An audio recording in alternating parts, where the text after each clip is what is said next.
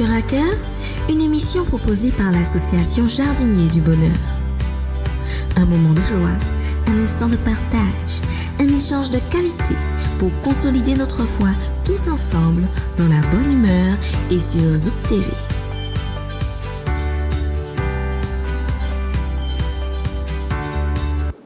Bonsoir amis jardiniers du bonheur, comment allez-vous? Êtes-vous prêts ce soir à cultiver le meilleur et à découvrir des trésors que nous vous avons concoctés? Nous sommes très heureux de nous revoir, nous sommes très heureux de partager ce moment ensemble. Nous remercions Manuela pour cette mise en onde. Nous remercions également chacun d'entre vous, d'où que vous soyez, pour ce partage enrichissant. Et je me tourne vers notre invité. Vous le connaissez, vous l'avez déjà vu et je sais qu'avec moi, vous allez l'accueillir chaleureusement. Bonjour, bonsoir Jean-Jacques René. Bonjour, bonsoir Pascal et bonsoir à tous nos téléspectateurs. Alors je dis bonjour, bonsoir, même si on se voit le soir, mais ça dépend du fuseau horaire sur lequel nous nous trouvons parce que nous remercions chaleureusement nos amis jardiniers qui nous regardent de toute la planète puisque nous sommes sur les réseaux sociaux, nous sommes sur YouTube et nous vous remercions pour votre fidélité. Sans plus tarder, je sais que vous êtes confortablement assis. Nous avons plein de questions à poser à notre jardinier étudiant de la parole de Dieu qui aime cultiver ce que le Seigneur a en réserve pour chacun d'entre nous. Jean-Jacques René, merci de nous faire l'honneur d'être là.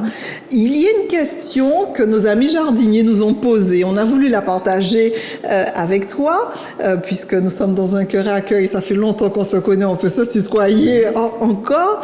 Il est question de nouvelle naissance. Quand des chrétiens s'engagent avec Jésus, quand des chrétiens décident de faire un chemin bien long et très longtemps avec Jésus, on entend quelque chose dans leur langage. Ils disent je suis né de nouveau, aujourd'hui je suis plus le même, c'est une nouvelle naissance. Alors vous l'aurez compris, nous parlerons de nouvelle naissance, nous parlerons de naître de nouveau.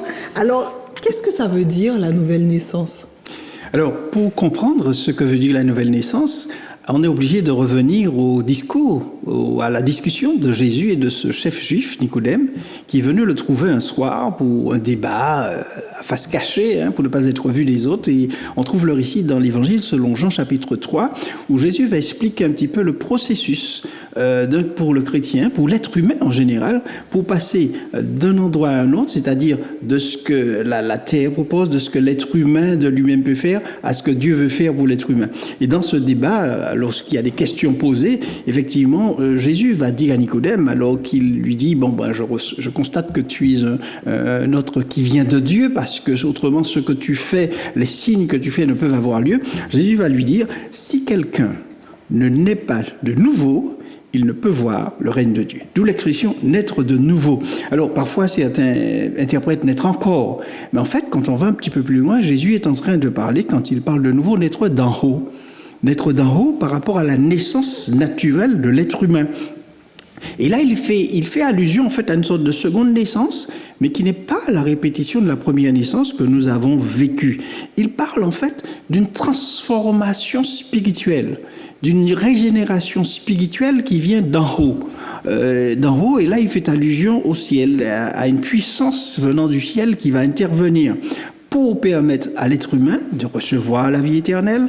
Le croyant, il a besoin de passer par cette régénération, qui en fait est un acte divin, Jésus lui dit, puisqu'il vient d'en haut, il ne vient pas d'en bas. Et l'homme, par lui-même et par ses propres moyens, ne peut pas y arriver par sa propre intelligence, par sa propre philosophie, par sa science. Et Dieu doit intervenir. Et c'est ce que Jésus commence à dire à Nicodème, ce qui va un peu titiller l'esprit de Nicodème qui ne va pas comprendre. Parce qu'en fait, pour lui, juif de naissance, en plus c'est juif, donc venant de la lignée d'Abraham, celui qui venait de la lignée d'Abraham, pour lui, il était déjà dans le royaume des cieux. Dire cela à un juif, c'était presque une insulte. Il comprendrait bien que pour un autre, ce qu'on appelait les prosélytes, les non-juifs, oui, en fait, pour eux, pour les autres, il fallait qu'ils soient adoptés.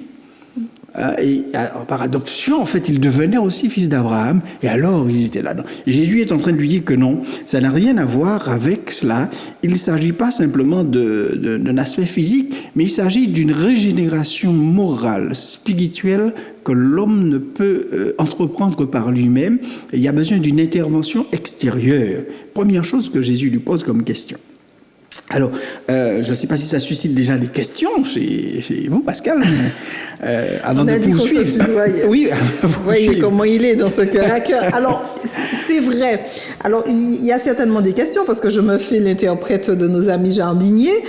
Je crois que ce chapitre, on peut le trouver dans Jean chapitre 3. Oui. Donc, ils pourront le noter. Nicodème dit, est-ce qu'il faut rentrer dans le ventre de sa mère et pouvoir refaire? Comment est-ce que techniquement, physiquement, est-ce que c'est une opération immédiate? Est-ce qu'il s'agit d'un processus? Et jusqu'où ce processus-là va et quels sont ses bienfaits? Alors, c'est vrai, Nicodème pose une question que la palisse n'aurait pas posée mieux que celle-là. C'est très philosophique, oui, en tout cas. Revenir dans le ventre de sa mère. Alors qu'en fait, pour lui, au fond, il a bien compris qu'il ne s'agit pas de cela. Il s'agit de quelque chose d'autre.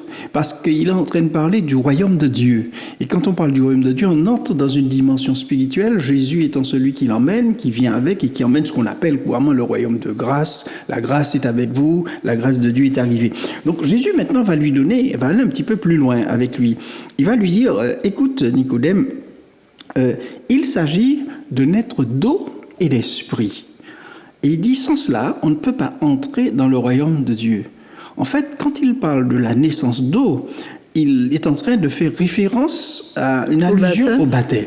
Le baptême d'eau qui était, à l'époque, prêché par Jean-Baptiste et qui était déjà pratiqué avant lui par une autre secte qu'on appelait les Esséniens, avec qui Jean-Baptiste a eu des rapports. Et Jean-Baptiste, quand il a introduit ce baptême, c'était un baptême où il appelait les gens à la repentance, à changer de direction, à rentrer en eux-mêmes, à reconnaître leur état et notamment leurs besoins d'une force extérieure de Dieu pour un changement. Et il va interpeller les uns, les autres de toutes les classes sociales, soldats et autres, et même les rois. Il interprétera même le roi Hérode à l'époque, il dit, écoute, ta façon de vivre ne correspond pas, il faut que tu changes de façon de vivre et de vie. Et donc Jésus fait allusion à ça, à ce baptême d'eau au départ. Et puis ensuite, Jean avait donc utilisé ça comme symbole, puis ensuite il va parler de l'esprit, il va lui dire, ce qui est chair est chair, et ce qui est né de l'esprit est esprit. Et il va lui dire, ne t'étonne pas que je t'ai dit, il faut que vous naissiez de nouveau, parce que le vent souffle, l'illustration du vent qui souffle où il veut, mais tu ne sais pas ni d'où il vient, ni où il va. Ainsi en est-il de quiconque est né de l'esprit. Et là, Jésus fait cette allusion et cette différence entre la naissance de la chair, qui est la naissance selon laquelle nous, naturel, nous nous reproduisons, chacun se reproduit selon son espèce, mais quand il se reproduit selon son espèce, il se reproduit aussi avec toutes les, tous les désordres, toutes les déviances qu'il y a eu, tous les traits héréditaires, et notamment celui qui est la condition de l'homme par rapport à Dieu. L'homme séparé de Dieu dès lors où Adam et Ève ont pris la décision d'évoluer par eux-mêmes et de suivre les recommandations de l'adversaire de Dieu qui est Lucifer, Satan. Et à partir de là, ils étaient dans une opposition avec Dieu. Et il lui dit, ce qui est né de la chair est chair. Il ne peut pas passer et changer, comme ça, se transformer tout seul. Il faut une intervention extérieure. Il va lui dire ce qui est né de l'esprit. Et quand il parle de l'esprit, alors Jésus fait allusion à l'Esprit Saint, la troisième personne de la divinité, de la Trinité, qui intervient, très mystérieuse, parce que Jésus est le seul à en parler avec détail. Il va l'appeler consolateur, un autre de même nature que lui et autres. Et il va dire naître d'esprit, naître d'en haut. C'est-à-dire, on est en dehors de la nature humaine. On est en dehors de ce que l'homme connaît, parce qu'il y a une transformation qui se fait. On sort de la tendance à pécher naturellement, à se diriger vers ce qui est mal naturellement. L'homme n'est pas bon en lui-même, contrairement à ce que certains disent. L'homme n'est pas. L'homme n'est pas ainsi. Mais il a besoin d'une transformation parce que c'est penser autrement. Bon, dit Jésus, n'appartient qu'à Dieu. C'est du domaine divin. Et à ce moment-là, c'est l'Esprit de Dieu qui doit intervenir pour opérer cette transformation. On passe d'une nouvelle nature, on a un mélange qui se fait entre la nature humaine, la nature divine, qui commence à rentrer, pénétrer, pour emmener l'homme vers de nouvelles pensées, de nouvelles actions qui vont se faire, parce que lorsque on a une action sur l'esprit, ça agit aussi sur ce qu'on appelle couramment l'âme, les émotions, pour ensuite agir sur les actes qui sont produits par le corps que je porte, le corps qui représente les choses. Et donc il y a une transformation de l'homme qui se fait, et on introduit dans cette transformation par ce nouveau maître, qui est l'Esprit de Dieu. Alors, ce nouveau maître, ce ne sont pas des encyclopédies, c'est pas Wikipédia, c'est pas la nouvelle pensée positive. C'est pas la nouvelle pensée positive. C'est la pensée de l'Esprit de Dieu qui arrive avec un somme de bagages, qui n'a rien à voir avec la science de l'homme, qui est bien au-dessus, et qui va emmener vers une façon de penser, de vivre, de concevoir le monde, de concevoir les rapports avec les autres différemment. Alors, permets-moi de t'arrêter ici. Est-ce que c'est pas un peu utopique? Est-ce que cette proposition de transformation, est-ce qu'elle est encore valable aujourd'hui? Est-ce qu'elle est concevable? Est-ce qu'elle a une durée de consommation? Est-ce qu'elle n'a pas une date de péremption? Comment est-ce qu'on peut, parce que je suppose que nos amis jardiniers, en entendant ça, ils se disent « Oh, c'est possible, c'est faisable. Comment, aujourd'hui, est-ce que cette expérience faite avec Nicodème est encore possible aujourd'hui? Est-ce qu'on peut, malgré toutes les vicissitudes de la vie, les pressions, les oppressions, les impératifs, les circonstances de vie, on peut, au-delà de tout ça, bénéficier d'une transformation qui est tangible, réelle ?» Alors, puisqu'on parle à des jardiniers, quand vous avez une plante et vous sentez qu'elle est là, elle sombre, elle n'évolue pas bien, alors vous avez un certain nombre de soins que vous lui apportez. Soit vous allez mettre, je sais pas moi, de l'engrais ou des choses extérieures que vous lui emmenez pour qu'elle reprenne des forces, pour qu'elle reprenne vie. Et on la voit à nouveau s'épanouir et partir parfois dans une évolution, un fleurissement avec des feuilles belles et autres. Et on est émerveillé devant ce qui se passe. En fait, la nouvelle naissance, ça se constate sur les effets qui sont produits. Il y a des effets qui sont produits dans la vie des gens, dans le rapport des gens les uns avec les autres. Et on constate qu'il y a une transformation qui s'est faite.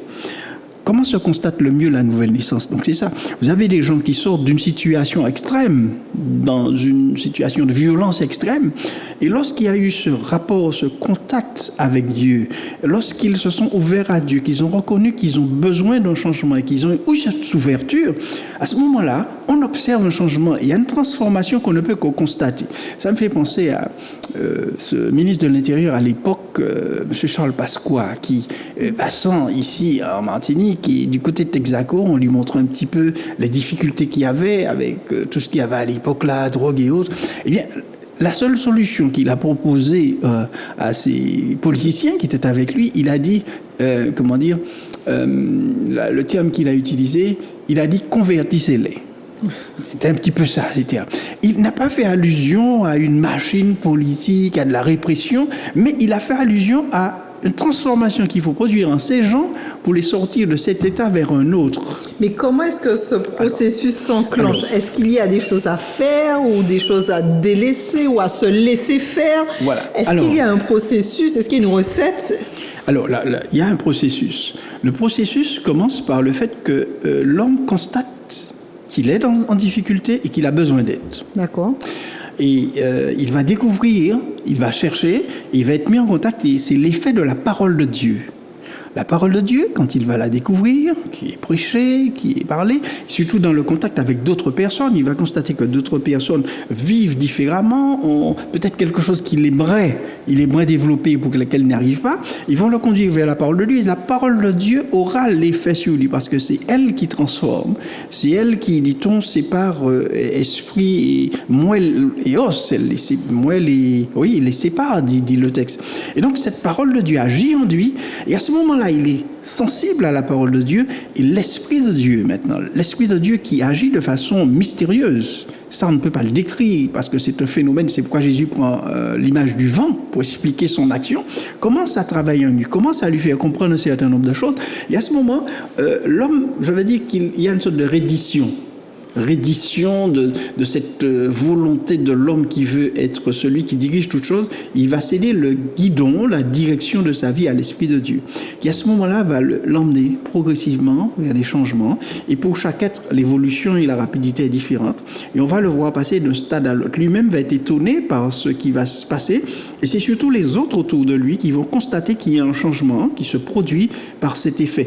Et plus il rentre en contact avec Dieu, et notamment par l'étude de la parole de Dieu, par la méditation sur cette parole, alors il y a une influence qui se fait sur sa vie, sur sa façon de penser d'abord, et ensuite ça va introduire dans le reste de son être, et puis on aura on constatera par les faits, ce qui sera par ses paroles.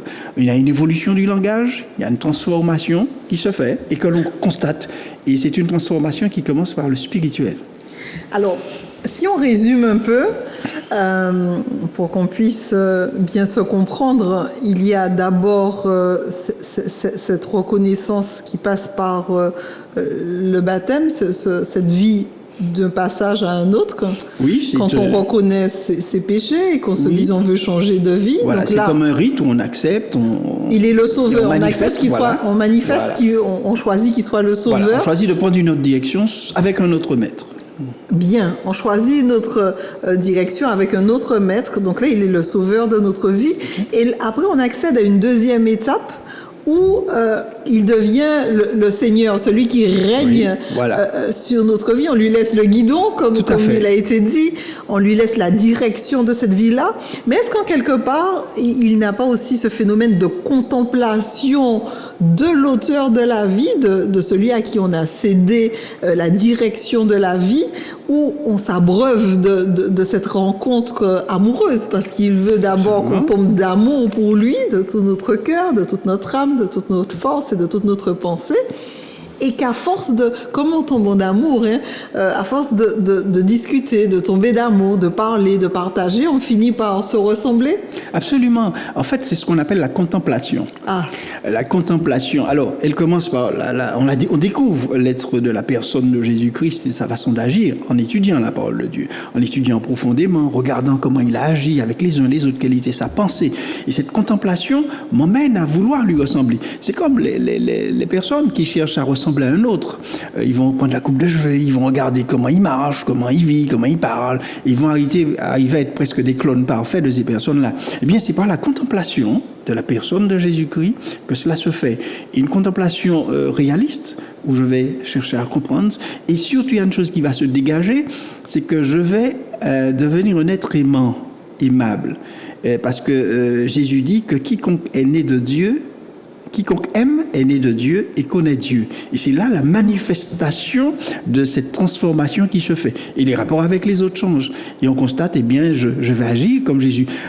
Il y a ce qu'on appelle le sermon sur la montagne de Matthieu 7, qui est une pensée caractéristique de cela.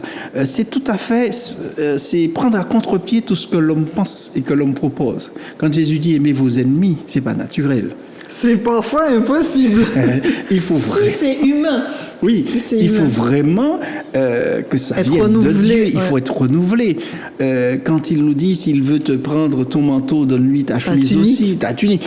Ça, c'est une autre dimension, une autre façon de penser qui nous emmène pas en fait à être les esclaves des autres ou l'outil de l'autre, mais à aller plus loin avec lui pour permettre à l'autre de réfléchir en lui-même par l'action que je vais faire et à se poser des questions et à avoir envie, lui, d'agir peut-être comme moi j'agis et de changer lui aussi d'attitude. On a vu des grands... il y a des témoignages qu'on trouve, ils l'ont mis sur YouTube, tous ces gens et autres, des témoignages de transformation de leur vie. Un braqueur qui dit, bon voilà comment j'ai été transformé. C'est à l'écoute de la parole de Dieu, il a été interpellé et après il s'est laissé transformer par l'Esprit de Dieu et ses amis eux-mêmes ne le reconnaissent plus. On se demande, mais qu'est-ce qui s'est passé? Et c'est cette action-là de Dieu qui se fait en l'homme, qui purifie. Et on constate un changement, on constate une autre façon de vivre, on constate des rapports différents. Et si bien qu'on se met à s'interpeller et parfois à douter, mais on constate que c'est la réalité. Et ce sont des choses, tant qu'on reste en contact avec la parole de Dieu, ça demeure. Alors quel encouragement, après avoir entendu ça, si nous avons un ami jardinier qui doute en se disant « oui, mais mon parcours est tellement chaotique, les difficultés que j'ai rencontrées, les blessures de vie, mon parcours de vie est vraiment ténébreux ». comment est-ce que c'est possible pour moi? Est-ce que, en quelque part, Jésus n'est pas en train de lui dire j'ai un plan pour toi? Est-ce que c'est encore possible? Si cette personne nous écoute en cet instant, nous regarde, qu'est-ce qu'on pourrait lui prodiguer comme encouragement?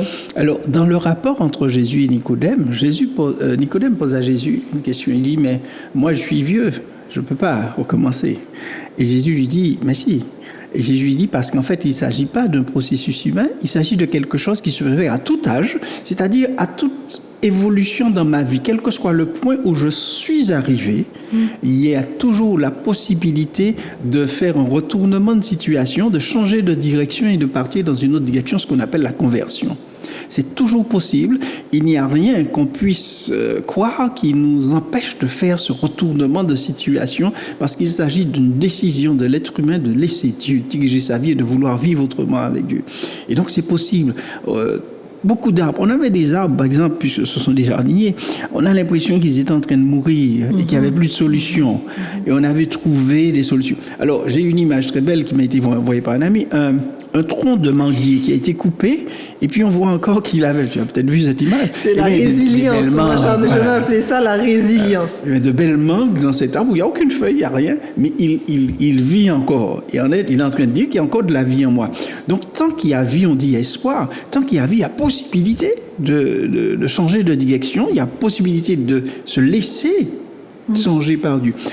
L'une des plus belles images, c'est le larron, l'un des larrons sur la croix, qui, arrivé au bout de sa vie, eh ben, il est à côté de lui Jésus-Christ. Oui, il est en phase terminale, et il va poser à Jésus une question. En fait, il va lui émettre un vœu. Jésus va dire oui, c'est bon, ça marche. Ça marche, tu seras avec moi aussi, parce qu'en fait, il a reconnu qu'il y avait à côté de lui le Sauveur et le Seigneur du monde. Il a dit, pense à moi quand tu seras dans ton règne. Alors, c'est vrai qu'on n'aura pas la latitude en termes de temps d'approfondir cette notion nouvelle, de connaître Jésus véritablement, ses attributs, ses qualités. Mais est-ce que c'est un passage obligé pour renforcer ce phénomène de conscientisation? Parce qu'il y a une conscience intellectuelle de toutes ces choses, mais puisqu'il est question de dimension divine, est-ce qu'il y a des prérequis pour accéder à cette plénitude en termes de transformation? Alors, le seul prérequis qu'il y a, c'est la résistance interne de l'homme à cela. L'homme, souvent, aime se diriger par ses propres voies, par lui-même, par sa propre intelligence. Et là, il a besoin de reconnaître qu'il a besoin de Dieu. Et tout part de là. À partir du moment où je reconnais mon besoin de Dieu, je reconnais ma situation, je reconnais mes manques et je me dis, je ne peux les trouver que dans cette direction, à partir de ce moment, la porte est ouverte à la transformation. Et donc, c'est le seul le prérequis que je vois au préalable, c'est cela. Accepter cela. Accepter qu'il y a un Dieu et que j'ai besoin de lui. Parce que quand j'ai besoin, alors je vais chercher. Quand vous avez besoin de sucre, vous dites où c'est qu'il y a le sucre? Bon, supermarché. Je vais... c'est pas un bon exemple. je taquine Pasteur Koné. Oui. En tout cas, merci pour ces éléments. Mais qu'est-ce que je voulais dire? Est-ce qu'il y a un message particulier qu'on pourrait adresser à quelqu'un qui se dit j'ai envie d'entrer dans ce plan-là, qu'est-ce qu'il faut que je fasse? Parce que j'ai vraiment envie d'être à la rencontre de ce Dieu qui a, pour moi, un projet d'amour que jusque-là que je ne reconnaissais pas, un amour qui transforme, un amour qui se distingue, un amour qui m'élève au-delà de ce que je peux voir, au-delà de mes limites personnelles. Qu'est-ce qu'on pourrait lui dire en petit clin d'œil en termes de clôture sur cette décision de nouvelle naissance? En petit clin d'œil, je pourrais dire à cette personne qui peut-être s'interroge sur ce que ça pourra peut-être lui apporter, eh bien c'est que il y a dans la nouvelle naissance que Dieu apporte avec, on arrive à goûter pleinement à la joie que Dieu donne, à la sérénité qu'il donne, à la paix qu'il donne. Et dans la situation actuelle que nous sommes en train de vivre dans ce monde, nous avons besoin de sérénité, de nous sentir rassurés Et l'Esprit de Dieu, et l'Esprit de Dieu, le rapport avec Dieu, la connaissance des promesses de Dieu, le fait de savoir que Dieu dirige les choses et que Dieu dirige ma vie et qu'il a un plan pour nous sortir de cela, eh bien ça donne la sérénité, ça donne une paix, ça permet de retrouver une joie de vivre, de ne pas vivre stressé, même à travers ces choses-là, et de se dire, allons plus à la rencontre de ce Dieu, apprendre non seulement à le connaître, mais apprendre parfois ce qu'il a prévu pour moi, pour que mon corps soit plus résistant en matière de nourriture, la façon de me nourrir, pour que mon immunité soit plus forte. Et alors, on a une transformation qui se fait. Et ceci, un petit peu, j'allais dire, c'est la prêche de tout scientifique qui parle de santé. Eh bien, il va inviter à aller dans cette direction qui est celle à laquelle nous invite la parole de Dieu. Et donc, ce que Dieu nous propose, cette marche-là, eh bien, il y a tout un monde à découvrir. Il y a toute une autre dimension de la vie à découvrir, une autre dimension qui va au-delà de la philosophie humaine, et que la Bible dit que ce sont des choses que l'œil n'a point vues, que l'oreille n'a point entendues, qui ne sont point montées au cœur de l'homme, et que l'on découvre par la présence de l'Esprit de Dieu en nous. Et probablement, tous deux, ils ont des gens qui sont animés par l'Esprit de Dieu et peuvent constater la différence entre ceux qui sont changés, transformés de nouveau, et ceux qui ne le sont pas. Et moi, je les invite à faire l'expérience avec Dieu, avancer avec Dieu, à mettre le pied dans l'eau, et le bonheur qu'ils vont avoir, eh bien, je me réjouis déjà de voir ce bonheur-là. Alors, merci pour ce mot de la fin. En tout cas, nous nous réjouissons de ce partage, de ce trésor, en tout cas nouveau, qui nous mène à tomber d'amour pour Dieu, à être en contemplation de sa personne et à décider de changer de direction et de lui confier les rênes de nos vies. Merci Jean-Jacques René, merci à chacun d'entre vous pour ce précieux partage qui, je crois, fleurira encore davantage quand nous nous arroserons des promesses divines. Nous vous donnons rendez-vous très prochainement pour un prochain Cœur à Cœur. À très bientôt.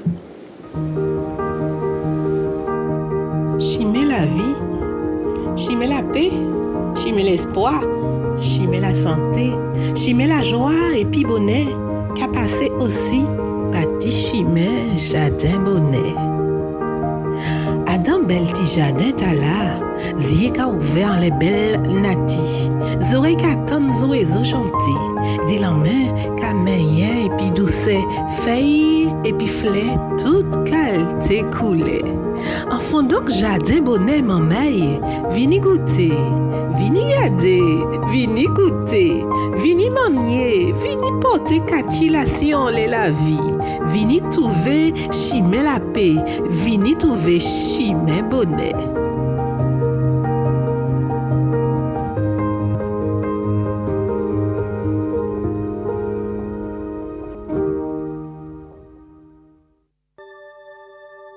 Cœur à Cœur, une émission proposée par l'association Jardiniers du Bonheur.